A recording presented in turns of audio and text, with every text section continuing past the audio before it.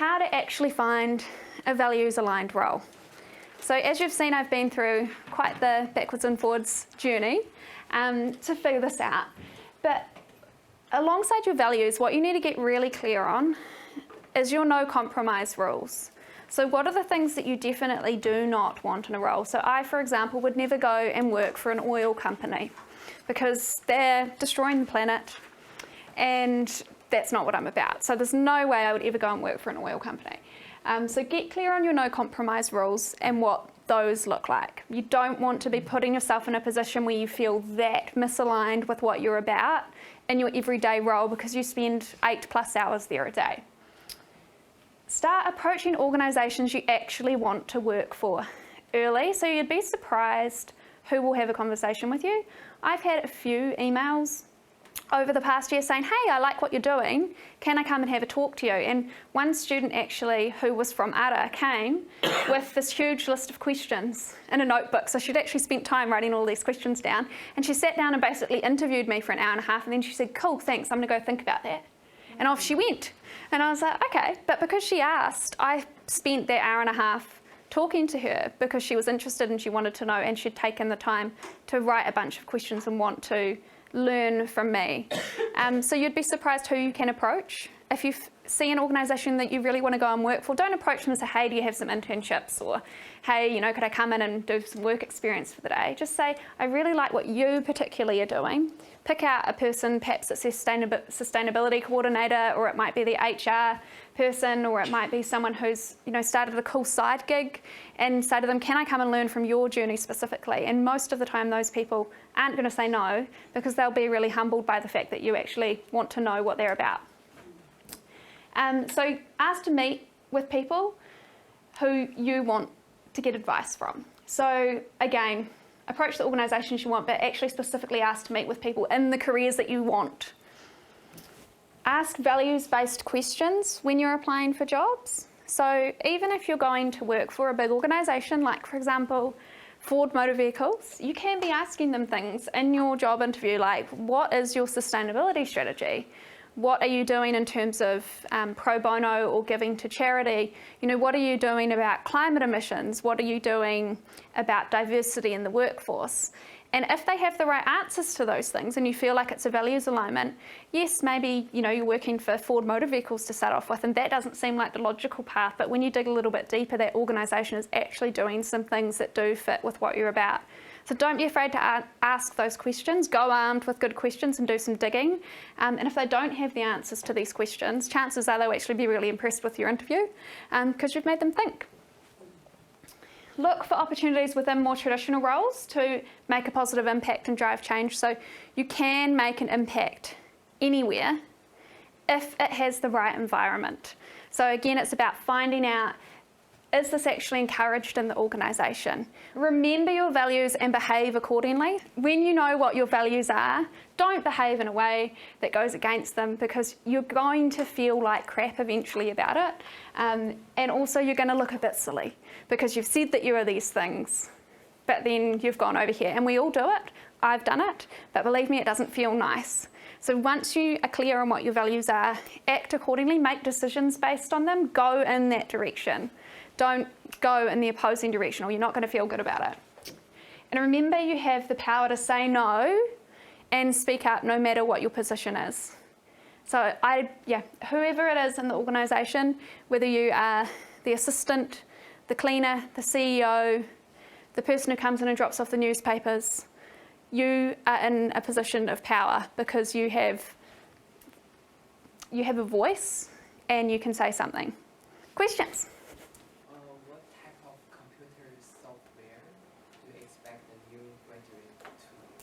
I would expect that a new graduate understands some email marketing systems and also understands how to edit a website and knows how to use social media tools. So definitely knows how to post across Facebook, Instagram, Twitter, LinkedIn, knows how to use basic web editing tools, because a lot of what you as a new grad, if you're in comms or actually in a lot of roles, will be doing is putting things up on websites, putting blogs up for people, adding images, those sorts of things, sending out email communications as well. So those are some things I would look for. If you can use those tools, you can use basically anything else. And I would also look for strong word skills. You need to be able to make documents look good. If the person has some experience in being able to use design software as well, I would be extra impressed, because I can't, and I open it and I look at Photoshop and that kind of thing, and I just a little bit want to cry and then close it again. So because that's not something I learned early on in my career. So those kinds of things will definitely set you apart.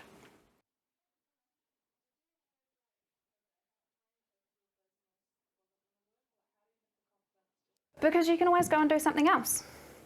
So if it doesn't work, you can always go and do something else. That is literally my mantra. I'm like, I'll try this, and if it doesn't work, I'll try something else. So if at the start of the year I'd got rid of my commercial clients and I hadn't been able to secure all the work I thought I was going to in the social impact space, I could have got a part-time job working in a charity and also continue consulting on the side. I could have gone back and, gone with some other commercial clients and, backtracked a little bit. I could have, if necessary, if I lost all my work, gone and applied for a comms role and worked somewhere. I could have gone and volunteered in Fiji to help some people, with volunteer service abroad for 6 months. There's so many options. It's just about picking a direction, and it's not always going to work, but just having the confidence to go, okay, I'll try this, and if it doesn't work, I'll try something else. If I take this position and it's not working for me in 6 months, there's nothing wrong with going, this doesn't actually fit, I'm going to go and look at something else.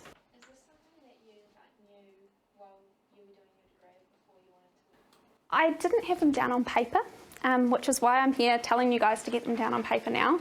So I definitely had that strong wanting to help others. Like I said, it's something that's always been with me. I always wanted to learn from different people, and I definitely like to get voices heard that weren't heard. I knew that, but it's something that I've had to discover through my different jobs, definitely. And I've also had to discover what doesn't fit.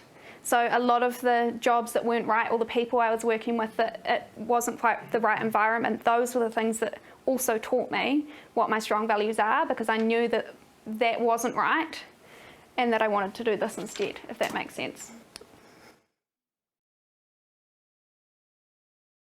First of all, I would say never prune down anything, because you're epic at what you're doing and you've got a PhD and that's bloody awesome. So don't prune down on that. Like, you've got that and you should be strong and feel confident about that. What I would say is, when you're reaching out to employers, to make it really clear why you're interested in working for them, how they align with what you're about, and what you feel that you can offer as a person, not as someone who has these qualifications, because you're not a robot, you're a human, and you've got all of these awesome qualities to offer that go beyond what your experience is. So I would reach out to people that you want to work for, who aren't even advertising, and just say, hey, can I come and have a conversation with you? I'm really interested in what you're doing with XYZ. Could we, have a coffee so I can find out more? And then ask them that question. Like, how could I, when I'm applying, what sorts of things would you be looking for?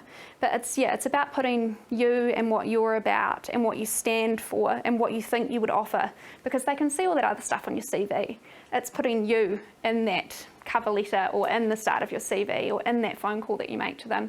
And also, don't be afraid to follow up. So if you've submitted an application, be the person who calls that organisation and says, hey, I'm just checking that you got my application. I had a couple of questions about the role. I just wanted to check and just ask them a couple of basic questions. And they'll remember that person who actually bothered to ring because they were interested. They'll remember the person who actually bothered to follow up and rang again to ask when the interviews were being held. They'll remember the person who said thank you even though they've been rejected. What could I have done better next time, or what advice would you give me for my next interview? Yeah. Anything else? How long did you stay in those roles that didn't align with your values? The first couple, a couple of years. The last one, I resigned after 9 months. I got clearer and clearer about what I was doing as I went on, and I definitely early on had that feeling in myself that, oh God, I've got to stay in this position for at least, a year, 2 years, or it's going to look really bad on my CV. there's nothing wrong with changing positions if you can talk about why you did that. And if I was to say, look, it wasn't a values fit for me, this stuff was going on, I tried to do this about it, but then I saw this opportunity and I could see I could make a bigger impact over there, so I decided to change roles, who's going to argue with that? Like, I was confident in what I was about. So the further on I got, the more quickly I made decisions about things. And now when people approach me wanting our company to work on their project, it's not a yes straight away. Like, I don't just take on any clients. There's actually a whole set of questions that I go through to find out whether or not I actually want to work for that person in that company. So I've flipped it around the other way, and now it's pretty much a maybe or a no before it's a yes. Yeah. Cool. Well, thank you for listening.